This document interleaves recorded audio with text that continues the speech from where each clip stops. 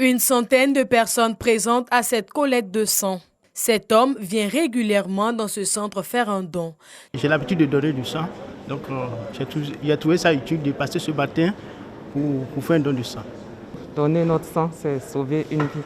Quand tu sais que tu as donné ton sang et que ce sang-là a pu aider à soigner quelqu'un ou à éviter la mort à quelqu'un, tu te dis, moi aussi, d'une certaine manière, je suis en quelque sorte un héros, quoi. À travers ce geste humanitaire, les initiateurs veulent répondre à l'appel du Centre national de transfusion sanguine. Nous connaissons depuis le début de l'année, avec la pandémie Covid-19, une baisse drastique de l'approvisionnement en produits sanguins.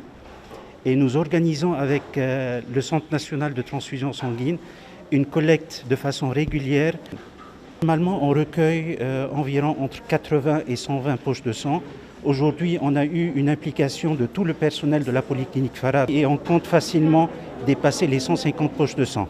240 000 poches de sang, c'est le besoin annuel en produits sanguins de la Côte d'Ivoire.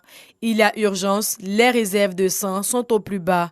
Le docteur Eugène Aweleaka, ministre de la Santé et de l'Hygiène publique, encourage les populations à sauver des vies en faisant don de leur sang. C'est une initiative citoyenne que nous sommes venus saluer, que toute la communauté nationale se mobilise pour apporter du sang, puisque rien ne peut remplacer le sang.